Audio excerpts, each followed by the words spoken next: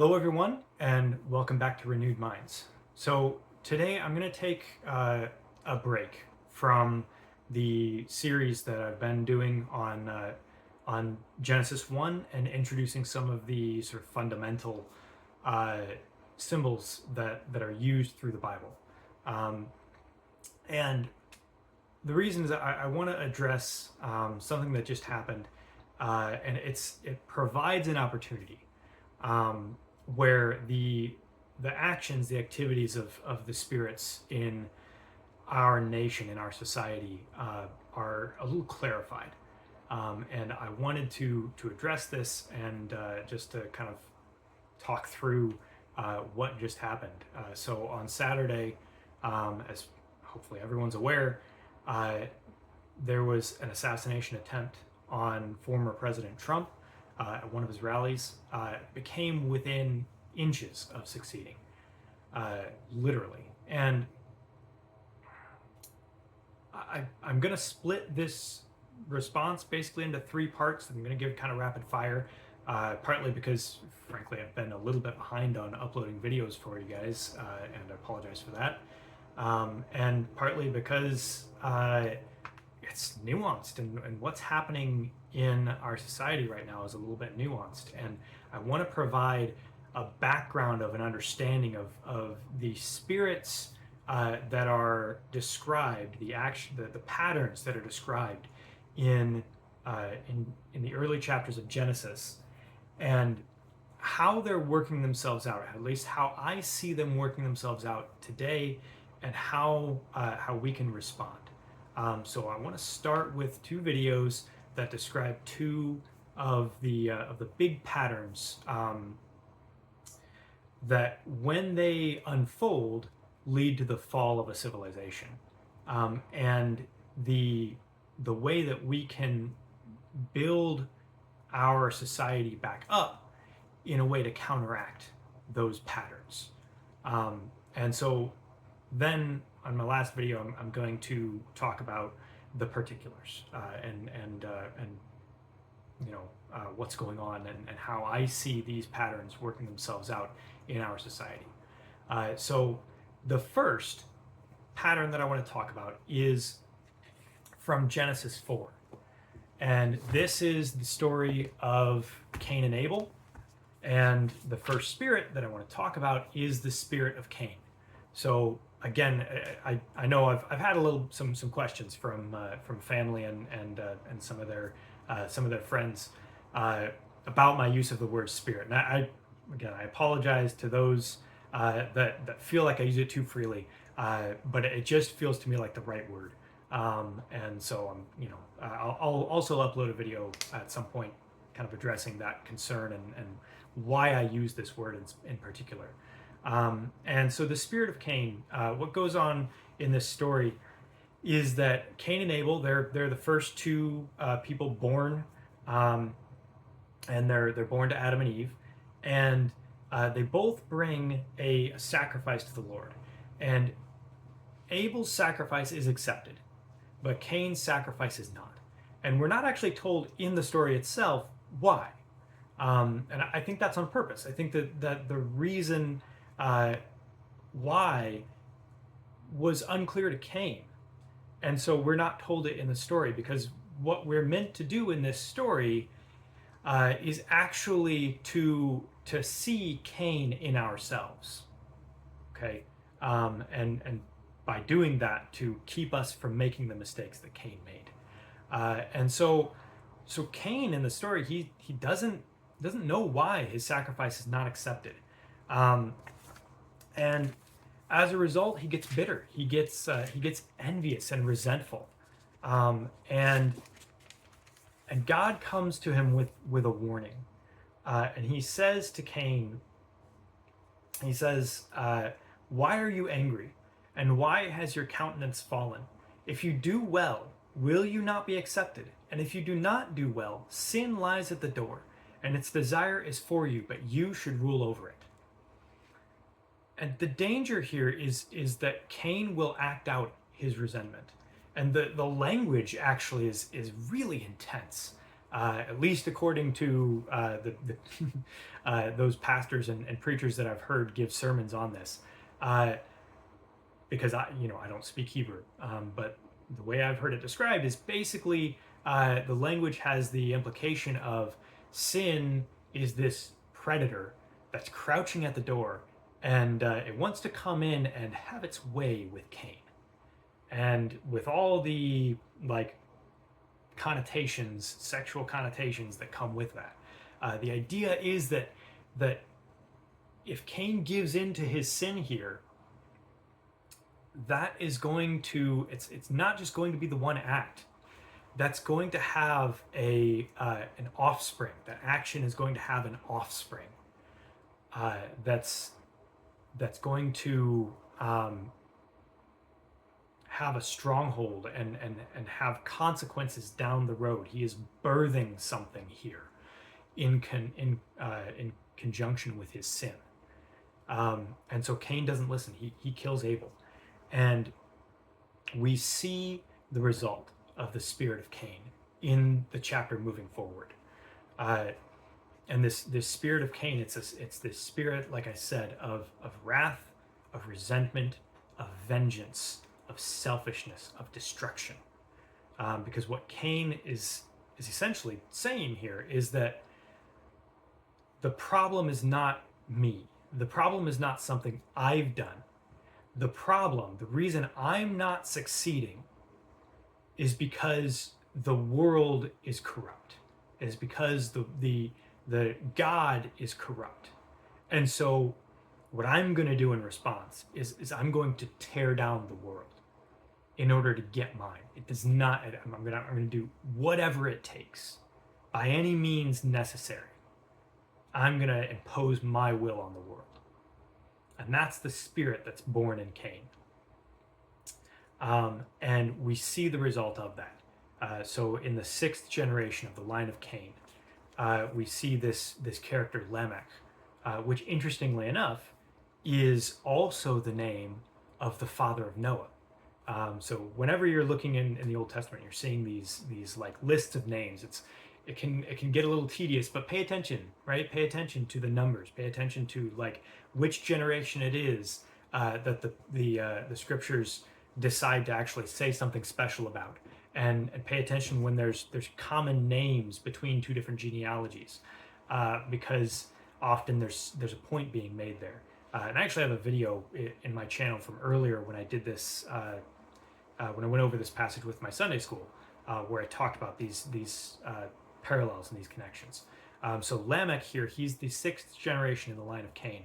And the implication there is, well, God created the world in 6 days. And so the number 6 has this, it has this symbolic meaning of work and of the production of something, of this is the end result of this thing, okay? And so Lamech, he says to his wives, Ada and Zillah, hear my voice. Wives of Lamech, listen to my speech. For I have killed a man for wounding me, even a young man for hurting me. If Cain shall be avenged 7-fold, then Lamech 77-fold. And so what comes as a result of Cain's attitude, of Cain's, burn down the world in order to get my way attitude, is that there's this Lamech who's willing to kill someone just for wounding him, just for insulting him even. It's like the implication here, the wounding or the hurting is this implication of like it's like a scratch. And it's like for just the smallest little thing, he's going all out and he's going to destroy you. And that's the attitude. That's the kind of worldview and attitude of someone who is possessed by the spirit of Cain. And this ends in Genesis 6. The real final result here is in Genesis 6 when we see the Nephilim. And there's debate over the meaning of this, but essentially the bottom line is some line is crossed. There's some boundary that's torn down, beyond which it's like a point of no return. right? And as a result, there's these mighty men that rise up, and essentially they're like these barbarian kings uh, that rule over the people around them, and the whole world descends into this chaos of constant war, where these barbarian kings are these mighty men are just fighting each other, and they're consuming the people around them. The Septuagint, I think it is, even adds in here that it's not just mighty men, but that they're mighty hunters of men. And so that's kind of part of the tradition, that these people were literally consuming the people around them. And as a result, the whole society just kind of crumbles into this chaos of war, and the flood comes tumbling in. Okay, and so this is how the spirit of Cain leads to the destruction of a civilization. When everybody is out just to get their own, everything descends into chaos, and it's dog eat dog, and the flood of chaos comes tumbling in and sweeps everything away. And so what do we do? What do we do in order to counteract this? Because the danger here is that this is insidious. It's an infective mindset, because the temptation is to fight fire with fire, is to say, oh, well, you're going to cross all these lines in order to get your way. Well, I'm going to cross even more lines in order to get my way, right? I'm gonna accrue all this power to myself to get my way, because I'm gonna stop you by any means necessary, right? And that's not the way, right? The way we see kind of through the line of Seth. So in chapter 4, going back to chapter 4, verse 25, it says, "And Adam knew his wife again, and she bore a son and named him Seth. For God has appointed another seed for me instead of Abel, whom Cain killed. And as for Seth, to him also a son was born, and he named him Enosh. Then men began to call on the name of the Lord." And so the response that Adam and Eve and the line of Seth give to this destructive spirit is to make families and to call on the name of the Lord. And that's the answer. That's the path we have to walk down. We need, as Christians, we need first and foremost to call on the name of the Lord, right?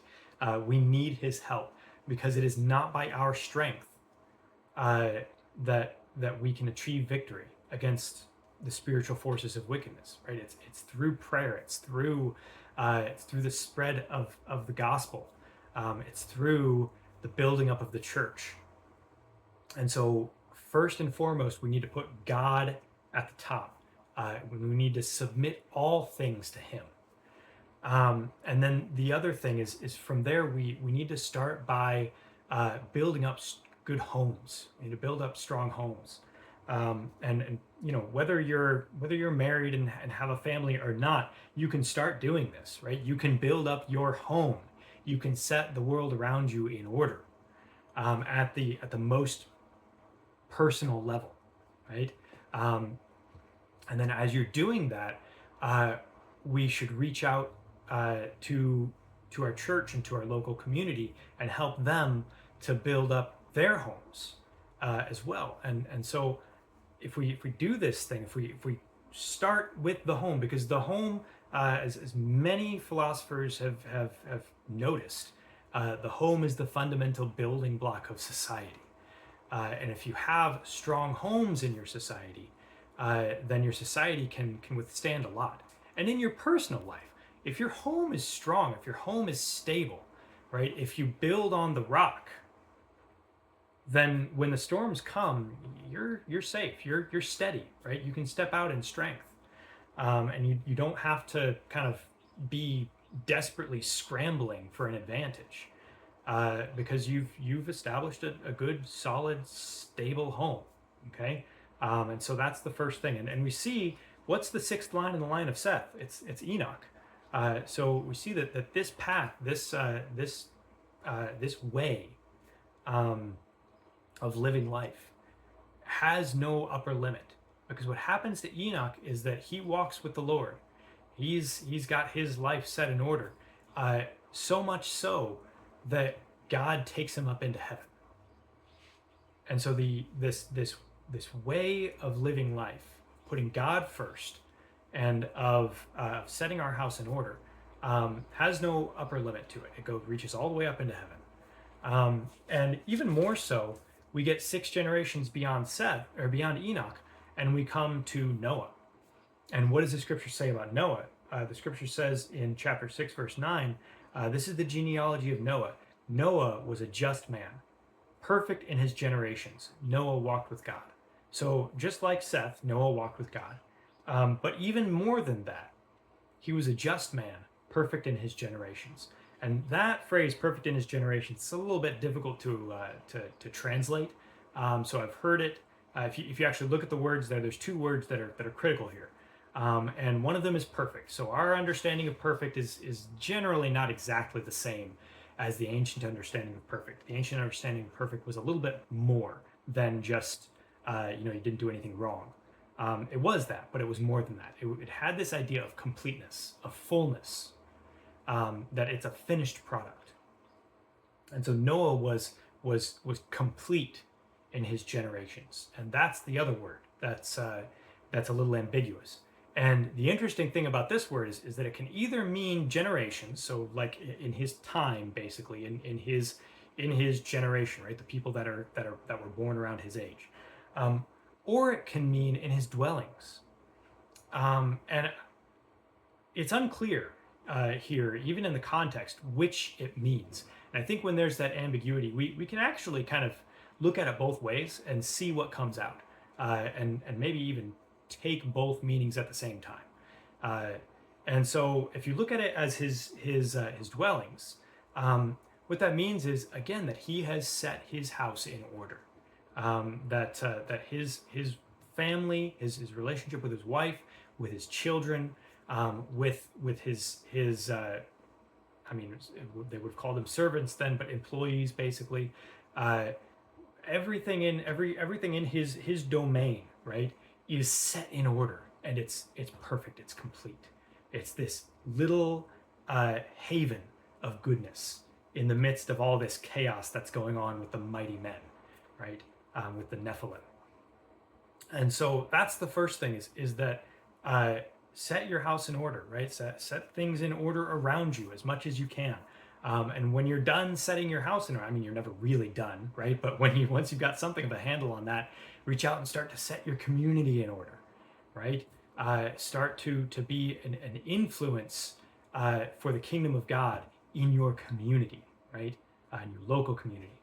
And by that, I mean the church, right? And your town, okay? And then the other connotation here is that he was perfect in his generations, in his time, right? And I think the implication with that is that he wasn't just content kind of to go with general sort of wisdom. He would have had that, right? He was a just man. He was that word could mean blameless, right? And so he stuck with God, and he walked with God in a general way, but also in a way that was particular to his time. Okay, we're encouraged to do this, right? The scriptures say to be as wise as serpents and as innocent as doves.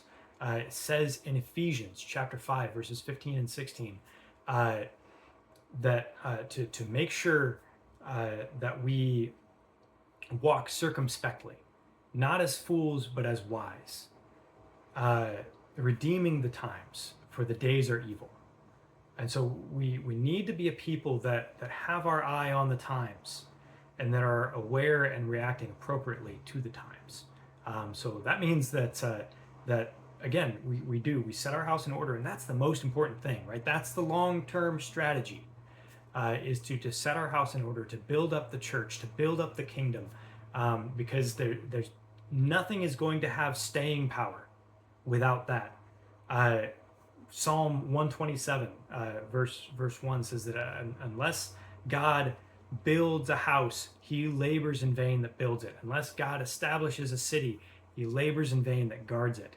And so God needs to be the one that is filling up our homes. It's His Spirit that needs to inhabit and uh, enliven our homes.